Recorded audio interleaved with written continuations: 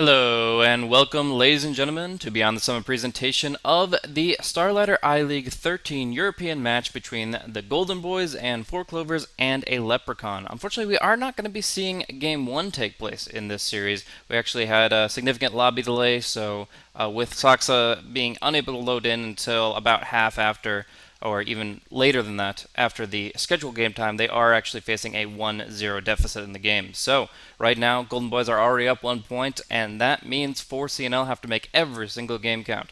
We're going to be jumping into Game 2 and the draft here very shortly. Thanks once again for tuning in. I myself am Blaze, and I'm joined by none other than the lovely Llama Down Under. How's it going? It's good. I'm excited that we actually get a match. I was a bit worried it would be forfeits all the way, but we've got a number of stand-ins. Niqua is tagged up as Four Clovers. I'm pretty sure he's still on No Logic, or did I miss something? I mean, he's been playing with them for the recent time period, so I'm not sure Okay. his technical affiliation, but he is very familiar with the roster, and I think this is probably what the roster they want to proceed with going forward. Okay, that'll be interesting. And yeah, on Golden Boys, just in case folks aren't up to date, I believe Madara had left for No Logic, which might be why Neek was here. And so they have Thug from, I think he used to play on Team Elysium. Haven't seen too much of them recently. But hopefully Thug can fill those big shoes, because Madara was. I feel Madara was seen as part of the integral part of Golden Boy's win. He's very good on heroes like Gyrocopter. So now Golden Boys have to draft around that. Yeah, it's going to be a little bit different for them, but they seem to really emphasize this AoE style. Just looking at the recent drafts, and Darkseer is in most of them, they really like to just kind of find those opportunities where they can really collaborate and find some really good combos to pull off with that vacuum. And maybe we'll get to see the Disruptor with it again. That's a very common support of theirs as well, and it's really good against the Ember Spirit, and pretty solid against the Tusk too. So I'd like to see that in Phase 2, but for now, Four Clovers are banning out the Bane, the Wind Ranger, taking those two off the table for different reasons, but mostly for the Ember Spirit, just making sure that he doesn't get caught by those long duration disables like the Shackle Shot or the Fiend's Grip, and of course that obvious physical damage potential with the Aghanim's Focus Fire. So taking those off the board is pretty smart and gives Ember Spirit a lot of breathing room here in the mid to late game, but we'll have to see if they can actually get to the hero online in a big way where they can hold the high ground with the Battle Fury and, of course, look to actually take fights across the map. I also wonder about Golden Boys. Slaughter is fantastic against, yeah. So it's fantastic against Ember, but they already had the Darkseer pickup, and I feel like they just have to ban it. There's not really another option since dealing against a Tusk Slaughter lane is not the best, but they go with the Razor on Golden Boys, and that's a lane winner if any. Yeah, definitely will help them get out of the laning stage, but I'm curious to what end. I guess it's the best thing you can do with the Razor is just have him as a tanky hero to put in your safe lane. If you're up against Tusk Aggression, let's say, like, obviously not the Tusk Slaughter or Tusk Undying, but any other hero coupled with that. I know, like, they like to pick the Tiny on 4C&L. So if you can kind of get that aggressive dual lane and get some burst potential, a hero that naturally tanks up with item progression is going to be extremely valuable. So Razor could be in that position. I wouldn't be surprised to see maybe, like, a Dazzle here either. Just generally speaking, they're going to want to build up their raw HP. But as far as actually sticking the static link on a target, Ember Spirit has a lot of mobility.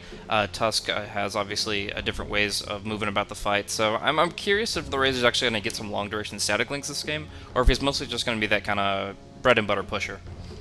Yeah, he's got some other targets he can go on, like the Tusk, like the AA. It's really, he's an interesting hero, as you said, because he's kind of mediocre at everything, but then he can get, with itemization, really good at pushing, right, and become quite a bit, as long as he gets off a long static link, good damage output. Catching heroes is the name of the game. I feel like it's a bit easier with a Spirit Breaker or Darkseer, who'll bring members of the enemy team back into you. At the same time, I kind of wonder about this early AA pick. I don't know whether that's like a block on the Alchemist or things like a Huskar, but kind of early here, and I'm not quite seeing. I guess you can probably get off the cold feet reliably with a snowball or good ice shards.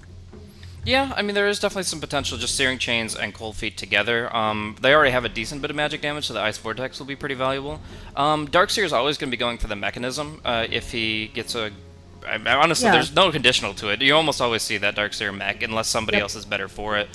So either way, you're probably going to be able to trump that a bit with the Ice Blast, and I think they just want to build up their 5-man teamfight potential, and especially their mid to late game if the AA gets some good momentum. So from there, they can just pick up a zoning support, something that controls the laning phase a little bit better, and obviously bring some control to their lineup, which would obviously just synergize really nicely with what they already have going for them. Golden Bias, on the other hand, gonna go with the Visage here, and I gotta say I love this hero.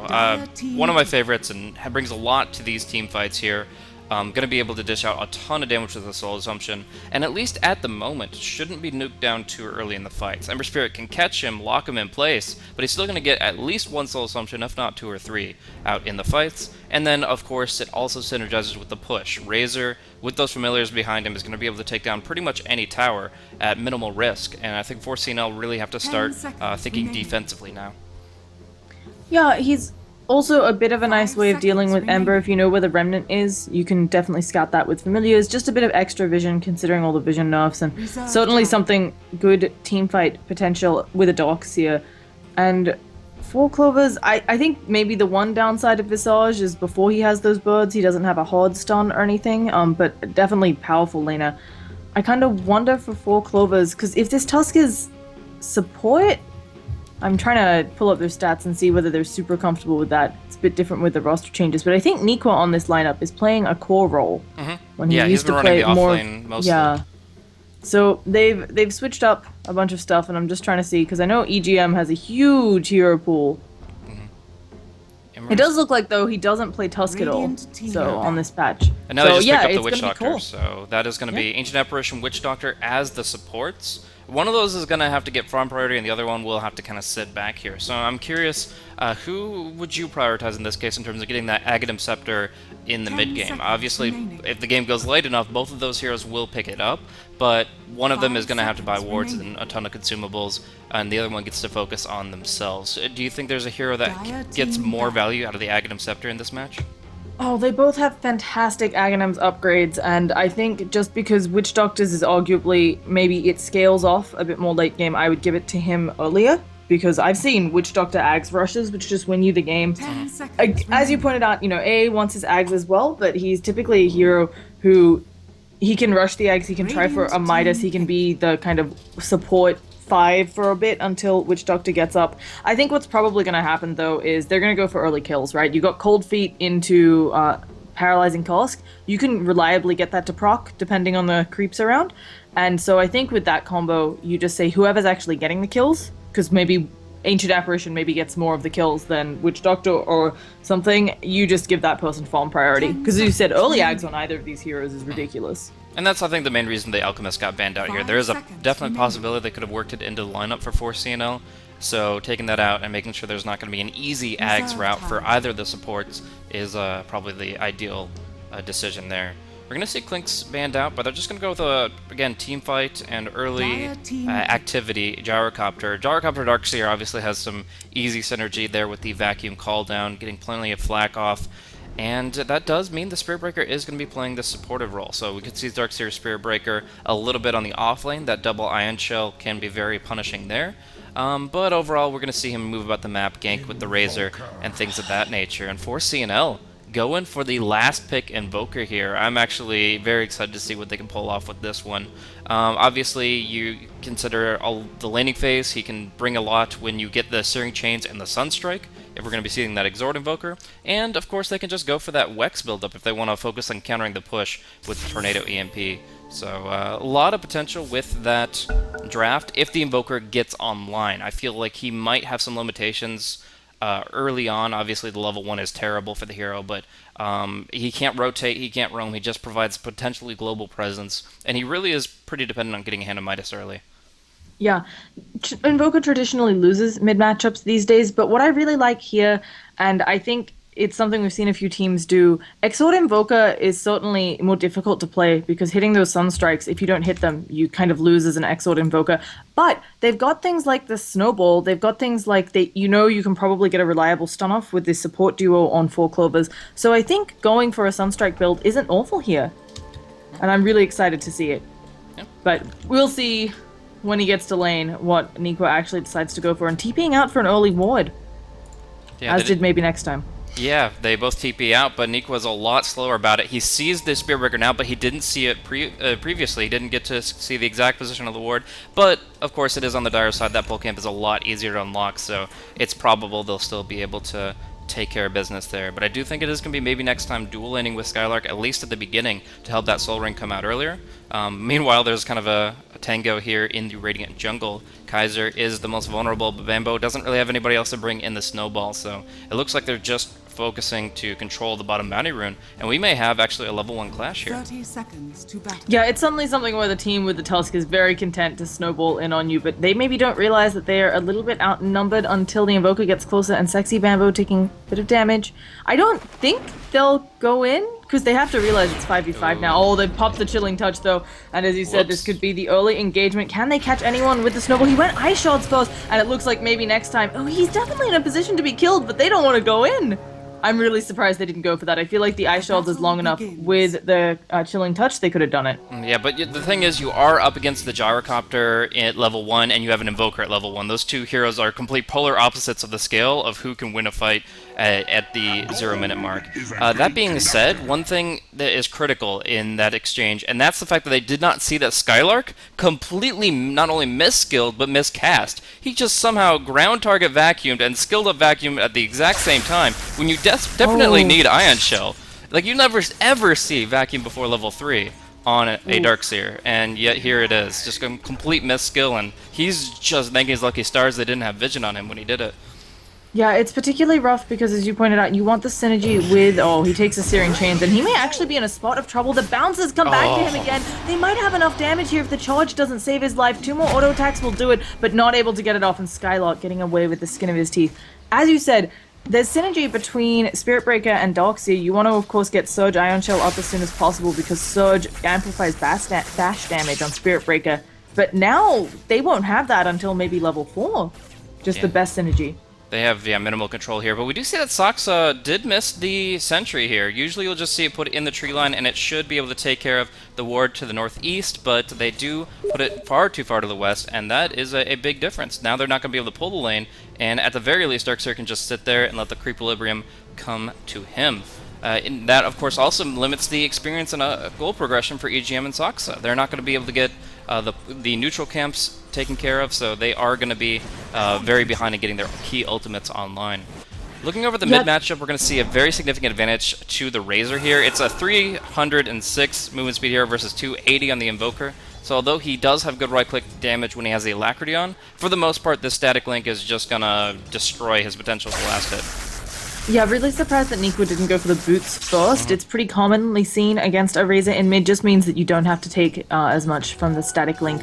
The other thing that I expect to come out from the support, since their camp is blocked, I wouldn't be surprised if they try to go, oh, we have a charge in mid, but if they try to go for an early smoke. And I don't know if this is going to latch. Yeah, they just all decide to calm down, even though Visage is rotating as well. And now Spirit Breaker out of mana might just have to head back to the fountain after he maybe leeches one more level of experience. Not really much for him to do because of that blunder from the Darkseer. Yeah, I'm really surprised. Darkseer, he's level 2. He'll be getting up there, but as you said, because of no ward, can't block. I don't know, I feel like this lane firmly in his control. On bottom lane, Sexy Bambo. He's getting a few lost hits up there, but of course the Gyro having a grand old time. I don't know how much the kill potential is here just because of Snowball, but we'll see if Kaiser can get anything done. Yeah, at the very least he's going to get free farm. That's pretty well secure. Right now he's actually not doing that great at 8-0, but he'll build himself up quickly as he is getting a lot of creeps coming to his tower right now. In the meantime, that's going to be Skanks that is going to get the pull off here, but it isn't going to be doubled up. They actually are not able to get the secondary set of neutrals, and that is going to set up the double range creeps here for a massive push on bottom lane. Yeah, the other thing that's interesting, and I wonder how much it affects Golden Boys, is Thug, I thought would be replacing Madara on the safe lane, but actually they've switched over Kaiser. Kaiser was their mid player. So I don't know how much that's going to affect things. They've had this roster change for like 3 or 4 days now, so I'm sure they're getting used to it. And I don't think it's like mid players can't play safe lane, but it definitely might change how much you call for support rotations and so on. So I do wonder if we'll see any maybe missed mid kill potentials. And Darkseer in the jungle, hoping for that level 3 so he can get Surge up. This early vacuum really punishing him, but we have a dive bottom. No it's not going to be luck. enough. Yeah, they need the Grave Chill there to actually secure the kill on Bambo. Good Snowball just to dodge out the initial stun. And Ice Shards to keep Kaiser away from the lane for a long time. This is very frustrating for him. I don't think it's going to like actually net 4C&L any kills, unless there's like a well-timed Sunstrike that they don't expect. But we'll have to look over at mid, where there are 2 supports, one level 2, one level 3. But Razor, if he goes in the river, that's the Q. Yeah, he didn't quite see them. I thought he almost did from backing up here. He's going to get stunned. Let's see. He'll take a little bit of damage here. I don't know if they can quite catch him, though. And now they're actually still going for it. No big spells coming out of Invoker. Is he going to go for that Sunstrike anywhere? I think they just got him. It looks dead. like... Yep. That's and our first down bottom, oh. that is going to be the Spirit Breaker finishing off the Tusk. They've been running him like circles around this tier 1 tower. I just had him at the bottom of the screen, but yeah, he has been just trying to juke and jive as best he can, but in the end, Bambo does fall, and yeah, obviously the Sunstrike secures it, but I think the Maledict last tick would have finished him off as well, as Soxa is actually going for a max Maledict build. Maybe some synergy there with the Ice Vortex if EGM maxes that out, but for the most part, this is something you rarely see.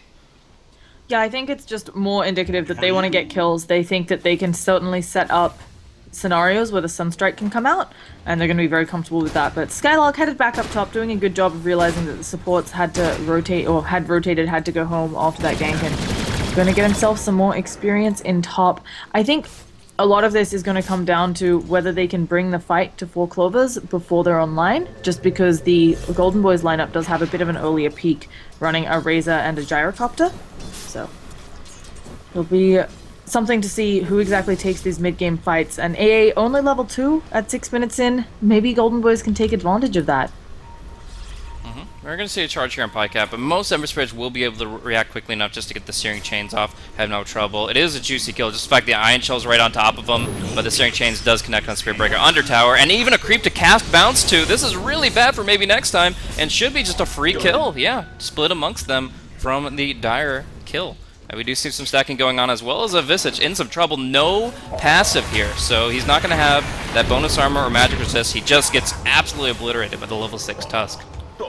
Yeah, and there was no rotation from Gyro or anybody else, just understanding that they really couldn't catch out Sexy Bambo. It puts mid in a dangerous place for Thug as well, even though he's having a grand old time in that lane, certainly not doing as well as the Ember. And I don't know if this charge in mid, they have to know that Sexy Bambo is still here. They're going in onto Thug. Ice Shards misses, but the charge is still coming, and I don't think... Oh, okay. I was gonna say, I don't think you complete that one. And indeed, maybe next time has given it up. Yeah, at the very least he gets him back out to the lane while still having his TP intact, so he gets a free ride here, still has full mana, and is ready to roll if there is an opportunity to be found. But for right now, I think 4C&L really aren't looking to push towers. They're pretty content with just diving and ganking as Bambo makes his rounds. He's no longer on the bottom lane, he is no longer in off lane, he is full-on roaming mode, and he has some real kill potential at level 6. We've already seen it once against the Visage. Not really a fair fight, but if he gets an opportunity on the Darkseer here on top lane, they should be able to even increase their kill advantage. Yeah, he's doing everything right. His chances in bottom get worse and worse as those heroes level up, and he can make a lot happen. We already have seen with just the Walrus Punch pretty much. So they might be able to pick off maybe next time in mid. They might be able to go elsewhere, and yeah, looks like maybe next time. Gonna take a snowball to the face. Here comes a Walrus Punch up, and the auto attack should do it, and even the TP cancel. It's something where I'm a bit surprised by this, since I do feel like Golden Boys had a bit of an early game advantage, but they're kind of now losing every lane, arguably. Like, they're not... They definitely got a good bit of farm in bottom, but just because of how big Sexy Bambo has gotten, it doesn't feel like they've decisively won that lane. And I'm not sure of the best course of action to get back into it, whether it's, you know, you go for some smoke ganks, you just try to stick it out. Oh gosh, is Visage going down again? Yeah, it looks like one more auto attack will do it. And yeah, they get the cooldown. Snowball's on cooldown for 14 more seconds, but I don't know if they'll be able to cut off this guy. He doesn't have a TP though, so it looks like Sexy Bambo, unless he's very lucky, should fall. Ice Shards don't quite work, but the creeps taking some of the Rocket Barrage. He should still fall, but a nice way to stay alive for literally ever. And wasting time, meaning that Invoker has an easier lane mid. Yep, gets a little bit more farm, able to build up towards that Hand of Midas soon enough. Right now, just running the phase boots, which is obviously, like we're talking about, the key aspect of burst movement speed against Razor, just being able to move in and out there. But down bottom, we are actually going to see some push emphasis from Kaiser, who has his Ring of Aquila on. They should be able to take this bottom tier 1 without any trades. So while they are down 3 kills, they're at least going to be getting a nice source of income through this, and it goes to the Radiant, spread among all 5 heroes. So net worth... That's actually worse. Yeah, it's slightly worse, yeah. But it's definitely better to have it focused on the Gyrocopter, and it's a little bit less gold as a whole. Yeah, but that charge not going to amount to anything. Up top, it looks like we're also having Skylark in a spot of trouble. He takes the Maladin and he's just going to go down. Oh, he misses the vacuum as well. Feeling like a lot of these lanes, maybe just Golden Boy's not respecting the early damage, and I think maybe next time, yeah, Remnant's coming in, Searing Chains, goodbye to the Spirit Breaker. Maybe just estimating their early worth. I don't want to say it's already in a really bad spot or anything, but it's definitely looking like 4 Clover's ready to go to a game 3 if they're able to make it there after the forfeit win. Definitely. And I mean, 4C&L, I mean, they just got the Hand of Midas on the Invoker, at least they will in 20 gold here. That's a 10-minute Midas. On Nikwa. He's going to be able to build himself up so well, and he actually just went for the 1 point and Exhort for the Alacrity and a little bit of bonus damage for the lane, and now he's focusing on Quaz Wex. So he has a lot of potential in multiple ways. First and foremost, he's obviously going to have that Tornado EMP action for the inevitable push that Golden Boys are going to look for, but I would say more importantly, he's going to have a great level of Wex to put into a Deafening Blast against this Gyrocopter. That means no real Flak Cannon for the first half of the fight, if he uses that spell effectively. No Flat Cannon, no Rocket Barrage, no cooldown. Gyrocopter's a hero who early game, he's completely magical damage. And up top, maybe next time, going down again. He's having a really rough time on the Spirit Breaker. He's 2 and 5. Normally, I'd say that's kind of okay, but he doesn't have any assists to go with that, and just looking like he's not being able to make what he wants happen. He needs that level 6. Maybe some additional lockdown will help them. For now, though, I mean, I would have to say that 4C&L are pretty happy with where they're at. Is there a time where they actually start pushing or at least trading towers? Right now, they're just farming their side of the map. They're getting good farm pretty much across the board, and they've got that Midas in play. Are they just going to be playing a waiting game until they really hit their timing on all these heroes, or are they actually going to force objectives at another time?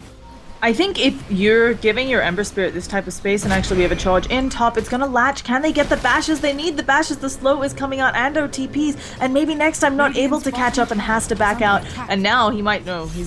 Oh gosh, why did he go off onto that side? He's gonna end up taking his Searing Chains. He's gonna charge away. Can he get out? No, here comes the coconuts. Where are the Searing Chains? He gets the bash finally. There's a cooldown as well. Will this be the end? Finally they get a kill. They're gonna get the Ember Spirit as well, and maybe the AA. I doubt they'll keep chasing. I was just about to say you're content that your Ember Spirit has so much space, but he just went down. So I personally think 4 Clovers, for the fact that Ember's having so much space, Invoker might pick up an early Orchid or something else, start going ganking around just because he's really at an advantage. I do agree that they've got like 1 less carry, arguably, just because they are an Ember against a Razor and Gyro, but I certainly think once you have up your items, you output ridiculous amounts of damage. You just need lucky crits on an Ember. Definitely. Great rotation for the Gyrocopter there. A lot of safe lane cores don't really want to make those kinds of rotations, but it's actually what can make or break a lot of plays in early skirmishes like this one, and moving the Gyrocopter up top just nets him so much more farm than he would get with multiple waves on the safe lane. And then Spirit Breaker actually gets to go for solo experience here and find his Nether Strike, which is just oh so critical for him actually securing kills, especially on the Invoker. Like, Invoker's such a vulnerable hero to multiple sets of stuns, but just going with the charge alone, he's going to get Cold Snap, he's going to get caught in the Tornado. Like, there's no way that he connects onto Nikwa in a natural fashion unless he has a little bit more to bring, like that ultimate.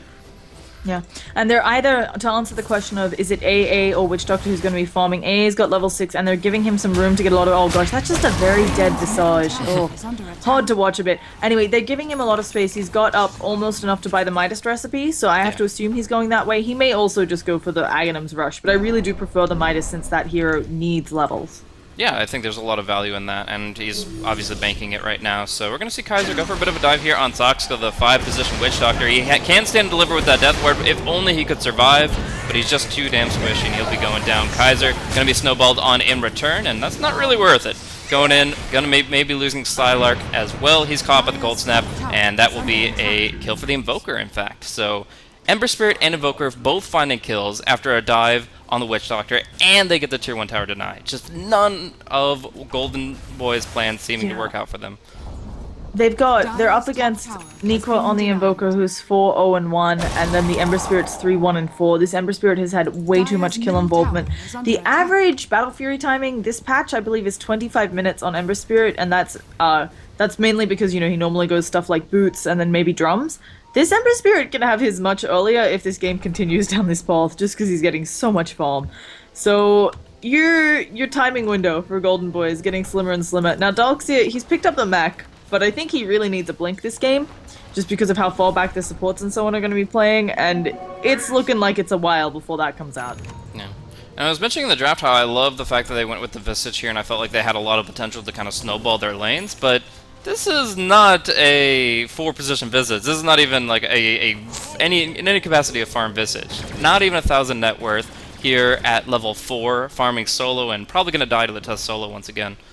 Yeah, I don't know how much you caught it, but he didn't actually spend much time in that bottom lane. He was stacking quite often, and because the Spirit Breaker was also off charging, it does feel like Visage, a hero who benefits, as he goes down, takes a snowball, Warrior's Punch, Sunstrike just in case.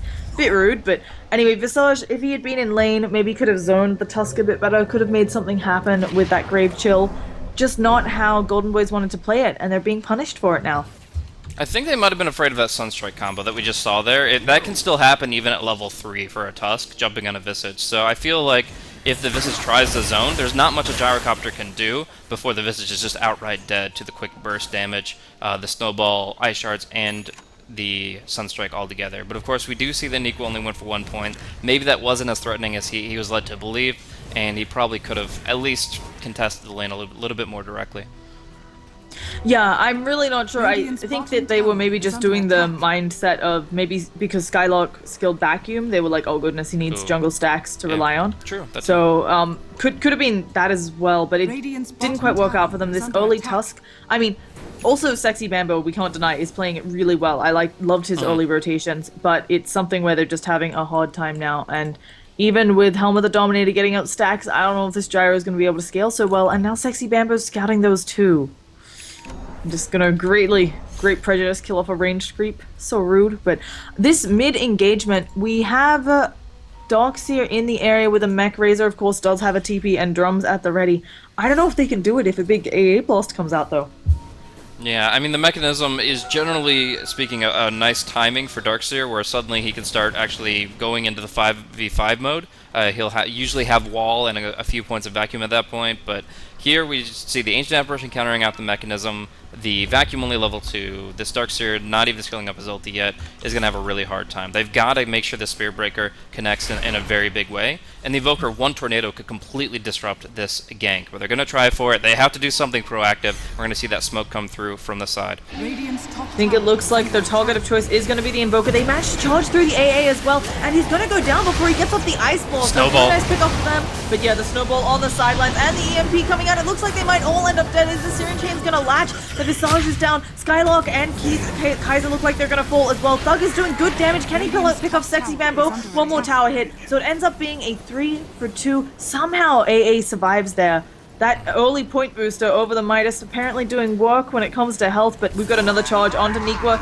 Not gonna latch. I don't think they can go for this. And actually, Thug, the creep being there, he may just go down to these auto attacks. He pops up his wand, but it is not enough. And a devastating fight for Golden Boys. I think if they'd gotten the 3-for-2 with the Ember, you have to be happy, but unfortunately, the 4-for-2, not worth it at all. No, not even close. And it really comes down to that snowball from Bambo. That was absolutely insane. Nikwa surviving through all of that. Like, he drops down to 20% HP, looks dead to rights, and then they pull him out of stuns, they pull him out of damage. We're going to see this Ice Blast most likely kill off. Yeah, maybe next time we'll drop down to it. Just a quick little cold snap. Deafening with the Ice Blast there is enough to net them another kill. And that's, of course, going to be Ancient Apparition. I agreed with you on the Midas progression, but EGM feels like he's doing so well that he might as well just go for the Ag straight out, and I can't really blame him. He's only 1,400 gold off. Yeah, it also might be something where they're like, look, we're getting good kills, we can definitely get it up, as you said, a bit faster than maybe buying the Midas, because Midas pays off after you've used it a number of times, and so it's something where maybe EGM's like, look, we're doing well, I can get this earlier, we'll get a couple towers, we'll help your farm out, and it's certainly something where then the Sasuke on the Witch Doctor can get his up as well. And Skylark's walking into a big old gank, taking the snowball, and that is that's a dead Darkseer. So they've got a charge onto Pycat though. Can they get enough damage out? No, he stops the Nether Strike, and I think Pycat is away. We've got some smokes in the bank for Golden Boys, but not sure if that's going to be enough at this point. Yeah, I mean, they definitely need to make something happen, but right now everything seems to be failing, and when they go into just kind of this neutral time period where nobody's doing anything, Bambo strikes. He just finds easy pickoffs every once in a while. Like, whenever Golden Boys aren't grouping to accomplish a task, Bambo is in full pickoff mode, and it barely takes more than like an AA blast or maybe even, well, I guess level 1 Sunstrike doesn't matter too much, but at least the AA blast, and he's got a kill on just about anybody. So Bambo's really threatening right now with this tower kill. He's very close to a Shadow Blade, and at that point you can't help but just 5v5. Yeah, and this engagement's going to go very south if they continue it. Is there going to be a snowball? They've got the chilling touchdown as well, and yeah, this is going to be, again, maybe next time going down, and the A-Blast might even hit Kaiser. He does get hit by it. He drops the cooldown, though. A nice wall. The vacuum not as maybe as good as they needed, and Thug is trying to chase, but now the cogs are bouncing, and oh, goodness. That is just people being picked off. I think, unfortunately, it looks like maybe another will be picked off in return, dropping the rocket just to stop this engagement, but Saksa doing mad work there.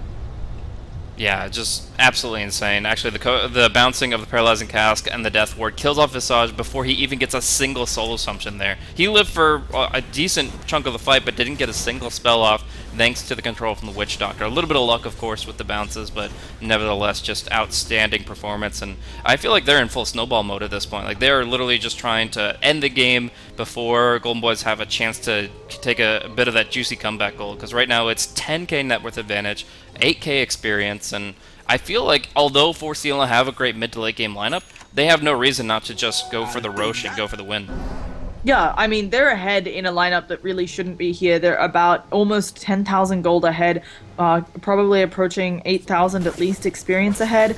They also have a nice advantage that usually in this type of game, I think you're expecting that the Invoker and the Ember are a little bit behind just because of their laning phase, and therefore Golden Boys getting out those BKBs would have really helped them. Instead here, oh gosh, Invoker might be able to solo pick off Kaiser. Yeah, he's opening with the Orchid. There's the Cold Snap, also just going to auto-attack him. I'm not quite sure he has enough damage, yeah, and he decides to back out because he's in no man's land. But this rotation, I'm pretty sure Kaiser is going to be just fine. Here comes the charge, Nether Strike to follow, but here comes Mr. Sexy Bambo. Is he going to be able to put people into a snowball? He doesn't quite catch Invoker, and that is a big streak for them. And now Sexy Bambo not in the best spot. This time the ult not doing his mad work. But the Coconuts, again, fantastic, stopping up the whole lineup. Maybe next time he gets healed up. And are they finally going to get the raid boss of Sexy Bambo? They need the bashes. They need more bashes. Kill. Maybe next time. Oh, I think they got it. Oh, yep. Yeah, they've got it. This is really good for them, so that's something. But I was going to say, I think when you're ahead like this, as you pointed out, on a lineup that you really weren't expecting to be, just push for it. BKB is not going to be out for quite a while on Golden Boys, it feels like, so Invoker can just do Invoker things. Yeah. I can't really blame the Invoker going for that style, though. The Orchid Wex Invoker is one of the classic, just straight up kill somebody type things. You gank around like a Clinks in the jungle, and you can start dominating the map in that capacity. The problem is, the target that he found was the tankiest hero here with an Ogre Club and the Power Treads. Along with that, he didn't have the right skills invoked. He had to actually invoke Cold Snap instead of having it already queued up. So he goes in with Ghost Walk, only gets the Orchid Cold Snap, and doesn't have an EMP. If he has the EMP, he gets a lot more damage out there, but instead, he just falls completely flat, and they end up feeding 2 kills.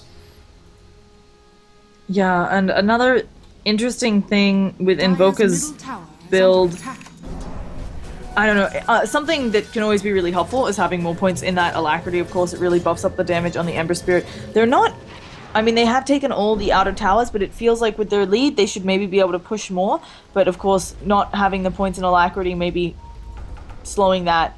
I don't know. It's interesting for 4 Clovers. They're kind of acting like they want to take objectives and push, but Roche looks hard for them right now. And other than getting kills all over the place, I'm not sure when they'll decide for those pushes. But it looks like Sexy Bambo, again, wanting to make something happen. Yeah, Ice Blast is coming through. They have an Observer Ward in position. Kaiser's going to be taking the brunt of the assault and going down very quickly to Sexy Bambo's Walrus Punch. But the Vacuum will cancel that Death Ward. Now it's on Pycat to do a massive amount of damage. As Skylark mechs up, he'll be able to slip away thanks to a bash from the Spirit Breaker, and Thug now running for his life, running for the hills with 500 HP. He'll be just fine. Spirit Breaker pursued by Pycat, wants to charge away, gets the charge away, but into the welcoming arms of EGM. Ember Spirit snags the kill with the Sleight of Fist, and that makes it a 4-for-1. I really wasn't expecting it to go this poorly for Golden Boys. They had been performing better than 4 Clovers. Like, you can look at their win rates and so on against, and they've been beating out better teams than 4 Clovers have been able to. I don't know whether this roster change is very favorable for 4 Clovers and maybe unfavorable for Golden Boys, but I'm really impressed, especially after 4 Clovers, you know, we were worried in the lobby whether we'd even get a game, and they're really showing it here that they're ready to play. Yeah. I feel like there's a few reasons this game really isn't that fair to judge for Golden Boy's performance, and the main one I would say is just simply the Darkseer skilling vacuum at level 1. That sets you back so far on that hero that he might as well have been just like subtracting a level or two from the beginning of the game, or at least a few hundred gold the Iron Shell would have given him. So he didn't really create the pressure that he intended with the Spirit Breaker. It just throws the draft topsy-turvy, and it makes it so that they're significantly more ineffectual on that part of the map. In turn, that means the Visage isn't able to accomplish as much, and he's forced to buy that many more support items, meaning he is by far the lowest level, the lowest net worth, and that doesn't seem to be changing anytime soon. Yeah, and both AA and the Witch Doctor getting very close to their Aghanim Scepters. This is going to get scarier and scarier, and we actually have... Okay, maybe next time was hiding now. He is maybe... I don't think he'll be scouted out by Sexy Bambo. But they're going for a gank on bottom. Will they be able to catch Suxna? I think they've got this poor Witch Doctor, and that's at least something. All of these kills right now, because of how far behind they are, really big, and anything you can get on your gyro, you're going to take. But at the same time, Razor's going down in top lane. Can the birds help save him? I think Thug might just be dead here. He's trying to tank it for as long as he can. Is he just going to be able to walk away? It looks like it. The mech comes out. They actually get a return kill. Yeah, a little bit indecision there from Sexy Bambo, and Pycat losing so much damage. This hero doesn't naturally have a high damage output, of course, before the Battle Fury, so he actually loses everything but 2 of his attack damage. He can't really do much more in that situation. So he bails out, Bambo running in circles, and just ends up giving away a little bit more. It's not as devastating as before, since Visage already had a huge chunk of experience given to him from the previous sets of kills and assists. But it's something that you need to prevent if you're going to be able to close this one out more cleanly. Yeah. And there is a Battle Fury, ends up being around the average timing, but he also picked up a Yasha beforehand, so that's kind of skews things out.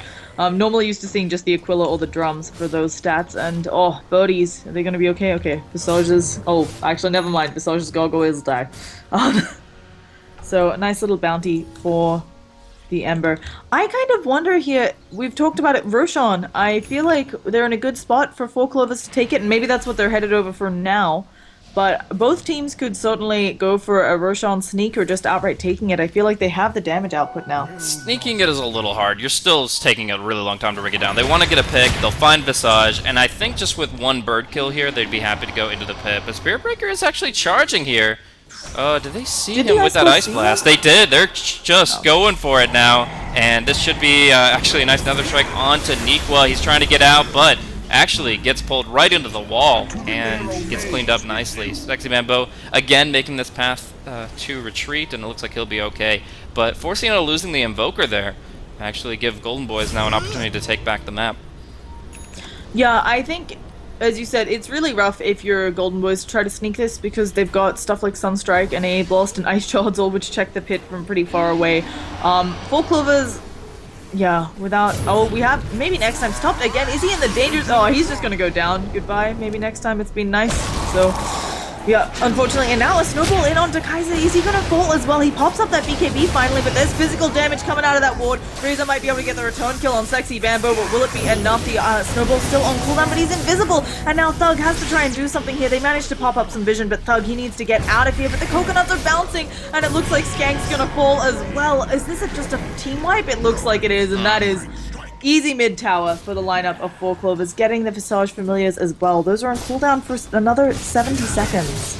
Brutal, just brutal. 4C&L really just finding their opportunities, going in and really just tearing apart Golden Boys when they're at their weakest. And I'm actually starting to like this synergy between the Max Maledict and the Ice Blast. It means that any damage that you do is going to be netting you a kill. Not immediately, but over the next 12 seconds, that person is burning down for sure. So I feel like it's kind of like a reverse Necrophos. Instead of waiting until they're half HP and then nuking them down, it's setting up those nukes and then just dealing half their HP and damage, and they will shatter. There's pretty much no avoiding it without a BKB. It's really taking advantage of the low, basically the low amount of items. They know there weren't going to be VKBs early on Golden Boys, and you can do these types of plays. So, and now they do go straight in for the Roshan. Might take them a little bit, but just because they wiped Golden Boys, their map presence isn't fantastic. So, gonna be, yeah, it'll be a little bit long, but they get that. For Golden Boys, they have some decent high ground defense if they can get off a good vacuum with, you know, some Spirit Breaker action and maybe good Familiar drops. I just don't know if this Gyrocopter's in a place where, even with Flat Cannon, I mean, he doesn't have damage. He's got BKB and a Helm of the Dominator. Yeah. He's not exactly killing people right now. That's a real problem. He's farming very slowly. He might be slightly tanky, so he'll survive the initial exchange, but the Flat Cannon means very little at this point in time. Even though 4C&L don't have a Mechanism or a Crimson Guard or anything of the sort, they just have base stats that are perfectly sufficient.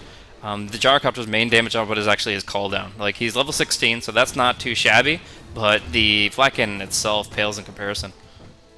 Yeah, and 1 second, it looks like my Dodo has crashed. I will make sure to get right back into the game. So we've got Aghanim's on Soxa and on EGM. It's not even like they had to trade off between the two. They get them both up. The Death Ward is now a major concern. They have to not only dodge out the Ice Blast as best they can, but make sure this Witch Doctor's Death Ward is cancelled very early on. That becomes Spirit Breaker's main job, essentially. And, I mean, he'll look to fulfill it, but we've seen time and time again these charges not connect the way he wants them to. He's gotten a couple of good ones which have gone through people, but as you said, mostly feeling like a bit of an underwhelming Spirit Breaker game. And as you said, I feel like the Witch Doctor change, he of course got his ult nerfed a little bit last patch, not getting those free bounces, although its damage output did get up to early levels. So now having this Ags, even better, because the bounces not there earlier. And yeah, they tried to go for a Taoist push exchange, but didn't manage to get it on Golden Boys.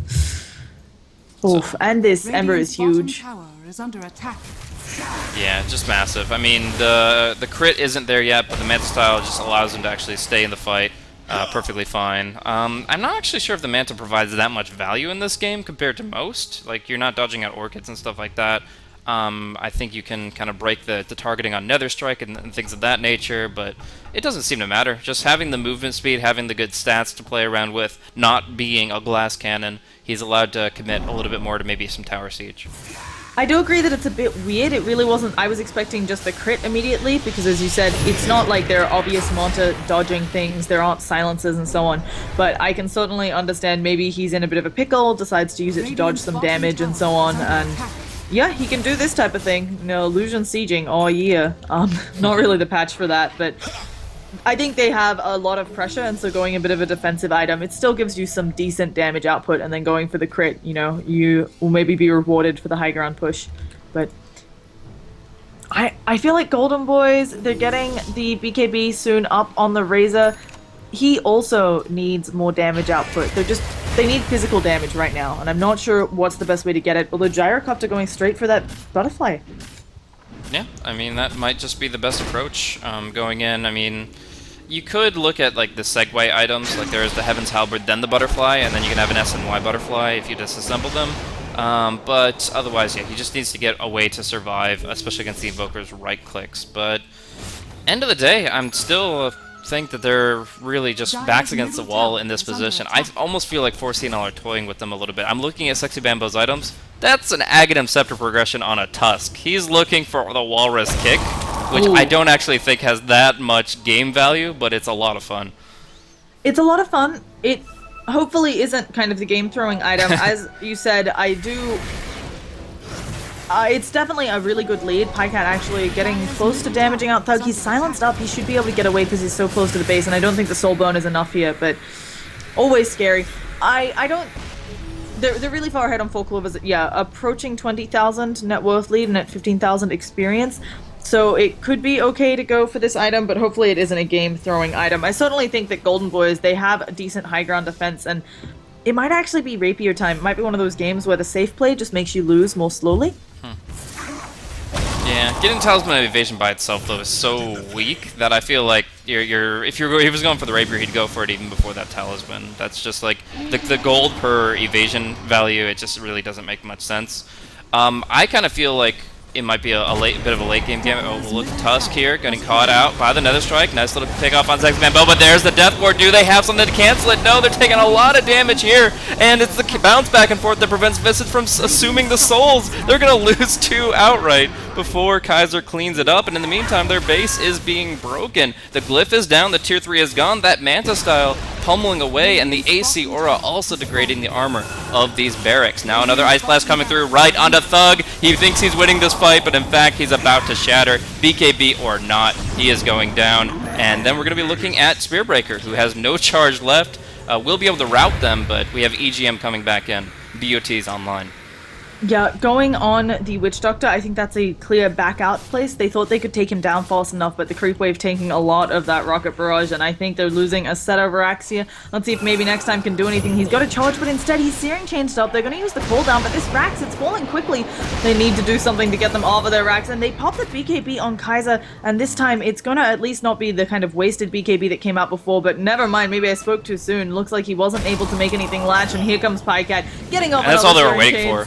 Like, the Neeko is so strong against Kaiser now. Just one Deafening Blast can completely destroy his damage output, but he might not get it off as he gets Nether Strike. There's the Deafening, and he's going to try to Ghost Walk away. The Homing Missile closing in, the Soul Assumption bringing him down, and now it's Pycat against the world.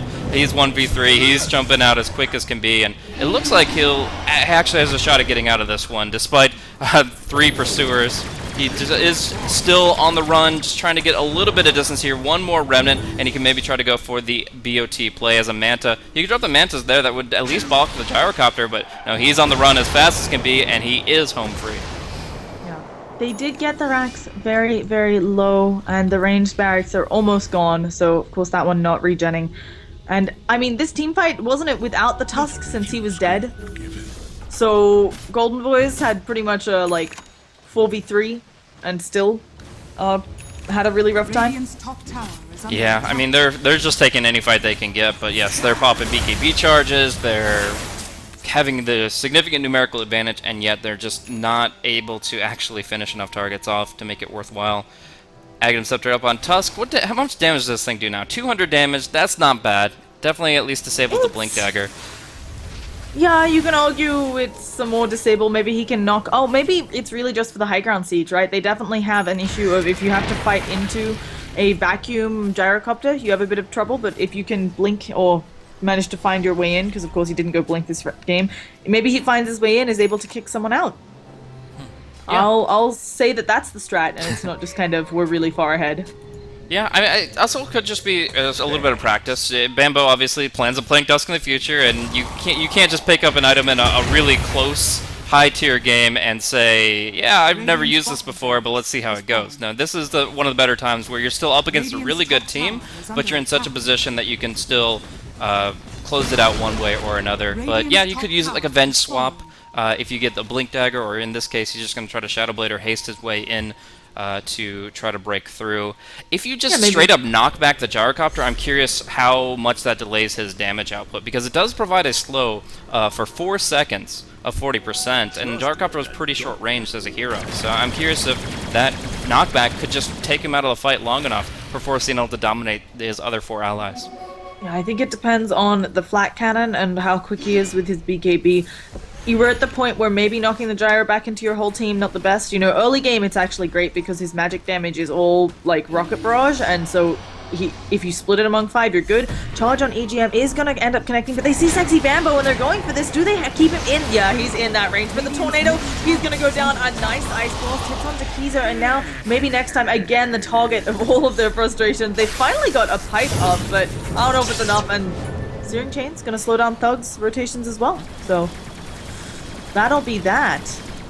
Yeah, close to bringing down the Spearbreaker. Oh, the Sunstrike brings him to 26 HP, but the Ice Blast had just expired.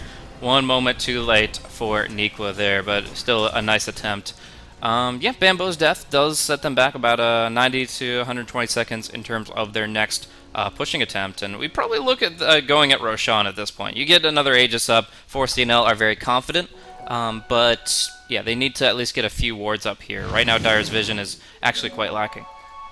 How do you feel about the fact that they went for a pipe on the docks here instead of finishing the Guardian Greaves? I know there's an Orchid here, but it does feel like there's a lot of magic damage flying around, that if they can block some, it's decent. Yeah, I mean, it's of course great against the Ancient Apparition, really solid against the Invoker. My mindset is if they can stop the Death Ward, it is an item that can actually win them the game, despite how far behind they are. But if the Witch Doctor even gets a decent Death Ward off, Pycat can do the rest, even with Pipe.